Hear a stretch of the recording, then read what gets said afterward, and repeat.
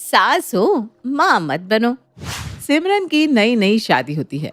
वो सबके लिए नाश्ता बनाने जा रही थी, लेकिन तभी वो रसोई में देखती है कि उसकी सास अनीता ने पूरा नाश्ता बना दिया है। ये देखकर वो हैरान हो जाती है। अरे माँ जी, आपने क्यों खाना बना दिया? मैं आ तो रही थी बनाने। शादी ब्याह की रस्मों में वैसे ही तो बहुत थक गई होगी ना, तो मैंने सोचा मैं ही बना देती हूँ। और वैसे भी हम दोनों सास बहू में तू बनाए मैं बनाऊं, बात तो एक ही है ना। बनाना तो हमें ही है, तो आज मैंने बना दिया, कल तू बना दियो, कोई बात नहीं। लेकिन माँ जी, मेरे होते हुए आप खाना बनाएं, ये मुझे अच्छा नहीं लग रहा। इसलिए अब मैं इस घर की बहू हूँ और मैं आ गई हूँ घर में, तो अब से मैं ही खाना बनाया करूँगी। अरे बहू, तब तो तू गलत बोल रही है। तू घर की बहू नहीं बल्कि बेटी है, और मेरी बेटी कभी कभी आराम भी कर सकती है। जरूरी नहीं कि हर वक्त रसोई में घुसी रहे। मैं ऐसा कभी नहीं सोचती। इसलिए तू भी ये सब सोच अपने दिमाग से निकाल दे, और तुझे जो ठीक लगे तू वही कर बहू। नई नई बहू आई है तभी दिखावा कर रही है अच्छी सास बनने का, वरना मैं भी जानती हूँ ये सारी सास एक जैसी होती है, अपनी बहू पर हुक्म चलाने वाली और उन्हें दबा कर रखने वाली। अच्छा बहू, मैंने सारा काम तो कर दिया है। अब बस बाहर जाकर तू खाना लगा दे, और आज वहीं पर बैठकर तू भी खाना खाना सबके साथ। नहीं नहीं माँ जी, आप सब खाना खा लीजिए और आप जाइए, मैं खाना लगा दूंगी। आप सब खाना खा लेंगे, बाद में मैं खाना खाकर बर्तन भी धो दूंगी, ठीक है? अरे बहू, इतने सारे बर्तन तू अकेले कैसे धोएगी? मुझे बुला ले, मैं भी तेरी मदद कर दूंगी। दोनों धोएंगे ना तो साथ में मिलकर जल्दी काम हो जाएगा। फिर बाद में बैठकर हम दोनों बातें करेंगे। क्या सही कह रही हूँ ना मैं? माँ जी, आपको नहीं लग रहा कि बहुत ज़्यादा ही कर रही हो आप? अरे 4 दिन बाद अपना असली रूप दिखाकर रहोगी, इसलिए मुझे कोई परेशानी नहीं है। आप अभी अपना असली और सास वाला रूप दिखाई दो। सास वाला रूप? अरे बहू, ये क्या बोल रही है? मैं ऐसी हूँ और सबके साथ ऐसे ही रहती हूँ। अगर तुझे लग रहा है कि मैं दिखावा कर रही हूँ तो कोई बात नहीं।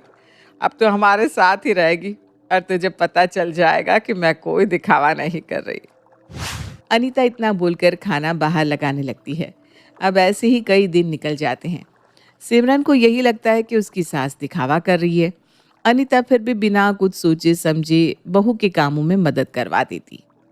ऐसे ही कुछ दिनों बाद सिमरन अपने कमरे में अपने पति विवेक से बहुत जोर जोर से लड़ रही होती है और उन दोनों की आवाज बाहर जा रही थी। सिमरन विवेक से कहती है, सच में विवेक, तुम ना हद कर रहे हो। अरे तुम तो मेरी सुन ही नहीं रहे हो। ये तो गलत है ना। मैं तुम्हारी पत्नी हूँ, मैं तुमसे बात नहीं करूंगी तो किससे बात करूंगी? अरे हद तो तुम कर रही हो सिमरन। मैंने जब बोल दिया कि यही होगा तो तुम मान क्यों नहीं लेती? तुम्हें अपनी बात रखना जरूरी है क्या? और मैंने कौन सी गलत बात की है? मैं भी तो सही कह रहा हूँ ना, कि तुम भी बिना बात के तमाशा खड़ा कर रही हो। उन दोनों के चिल्लाने की आवाज सुनकर अनीता वहां आ जाती है। अरे क्या हो गया? तुम दोनों इतना चिल्ला क्यों रहे हो? तुम्हारी आवाज कमरे के बाहर तक आ रही है, और आवाज सुनकर मुझे आना पड़ा। अरे क्या हो गया? इतनी लड़ाई क्यों कर रहे हो? माँ बाप ही सिमरन को समझाओ। अरे सिमरन को लगता है कि मैं उसे कहीं घूमने लेकर नहीं जाता। आपको तो पता है ना मुझे कितने काम होते हैं, एक दिन की छुट्टी नहीं मिलती। मैं कैसे करूं? सिमरन गुस्सा हो रही है, अब मैं क्या कहूँ बताओ तो। ये सही है विवेक, माँ जी को बुला लिया ताकि वो तुम्हारी तरफ ले। और मुझे पता है ना, शादी के बाद आप मुझे कहीं घुमाने लेकर नहीं गए, पिक्चर तक नहीं दिखाई, और अब आप बोल रहे हो कि मैं समझू? नहीं समझ सकती मैं ये सब। देख रही हो ना माँ, कैसे सिमरन बहस कर रही है इतनी सी बात को लेकर। और मुझे भी काम रहता है, मैं कोई टाइम पास थोड़ी ना करता हूँ। और अगर मैंने छुट्टी कर ली तो मेरी ही पगार कटेगी। अब ये सारी बात सिमरन नहीं समझेगी तो मैं क्या करूं? हाँ तो बहू क्यों समझे? अरे गलती तेरी है। शादी को इतना समय हो गया, और अब तक तो बहू को कहीं बाहर खाना खिलाने तक नहीं लेकर गया। वो क्या कहते हैं, तुम लोग वर्क लाइफ बैलेंस कर लो, वो तू करता नहीं। बहू बेचारी यहाँ पर घर में बोर होती रहती है, और आज तक तूने उसके बारे में कभी सोचा ही नहीं। मैं कह रही हूँ आज के आज तू टाइम निकाल और बहू को कहीं घुमाने लेकर जा, ठीक है? ये क्या है माँ जी, आप तो माँ बनने की कोशिश कर रही हो। अरे विवेक जी कह रहे हैं कि जब उन्हें काम है तो आप ये बात समझ क्यों नहीं रही? मैं पत्नी होकर समझने की कोशिश कर रही हूँ ना। और आप हो कि उनकी माँ नहीं उनकी सास बन के मेरी ही माँ बनी जा रही हो। अब सिमरन को उसकी सास बिल्कुल पसंद नहीं आती। वो अपनी सास से बात तक करना बंद कर देती है। ये सब अनीता को भी पसंद नहीं आ रहा था। कुछ दिनों बाद सिमरन अपने मायके चली जाती है। एक दिन मायके में अपनी माँ के साथ बैठी होती है, तभी उसका बेटा अरुण आता है। माँ, अब आप समझाओ अपनी बहू को, जब देखो पीछे पड़ी रहती है। आज तक ढंग का खाना नहीं दिया और मैंने कहा कि मैं बाहर का खा लूंगा तो बोल रही है नहीं, तुम्हारी तबीयत खराब हो जाएगी, तुम्हें नहीं खाना, तुम्हें घर पर ही खाना है। अरे ये भी कोई बात है भला माँ? अरे तो तू उसकी सुन क्यों रहा है? मैं हूं ना, मुझे पता है। मेरा बेटा कुछ भी करे मुझे कोई दिक्कत नहीं है, तो वो कैसे बोल सकती है? घर की बहू है, बहू की तरह रहे। हर चीज में घुसना जरूरी थोड़ी ना है। मैंने भी यही कहा उससे, फिर कहने लगी 2 दिन पहले आपकी तबीयत खराब थी, बाहर का खाओगे तो फिर तबीयत खराब हो जाएगी। माँ जी को जाकर बोलती हूँ मैं। फिर मैंने सोचा वो क्यों कहे, मैं ही आपसे बात कर लेता हूँ सीधा। अरे तूने बिल्कुल सही कहा। तबीयत तेरी 2 दिन पहले खराब थी ना, अब तो ठीक हो गया है। अब क्यों नहीं खा सकता?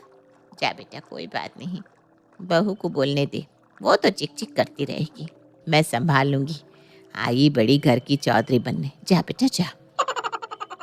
मेरे भाई की शादी मुझसे बाद में हुई, मतलब मेरी भाभी बाद में आई है, पर फिर भी माँ उनके साथ ऐसा बर्ताव कर रही है। और मेरी शादी को इतना समय हो गया, लेकिन आज तक मेरी सास ने कभी मुझसे ऐसे बात नहीं करी।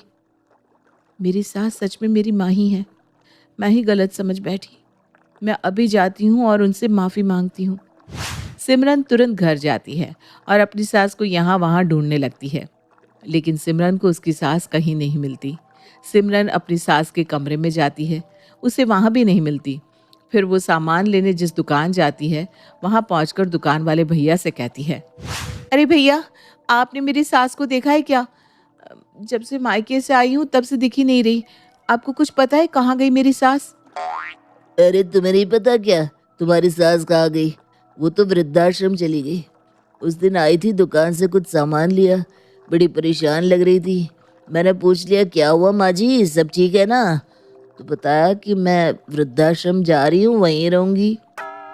माँ जी वृद्धाश्रम चली गई? हे भगवान, ये क्या हो गया मुझसे? अपनी माँ के घर से ससुराल आई और ससुराल में माँ मिली तो मैंने उन्हें वृद्धाश्रम पहुंचा दिया। सिमरन को अपनी गलती पर पछतावा होता है, जिसके बाद सिमरन अपने पति के साथ अपनी सास को ढूंढने की कोशिश करने लगती है। काफ़ी कोशिशों के बाद जब उसे अपनी सासू माँ मिल जाती है तो उनसे माफ़ी मांगती है और बहुत प्यार से उन्हें घर वापस ले आती है।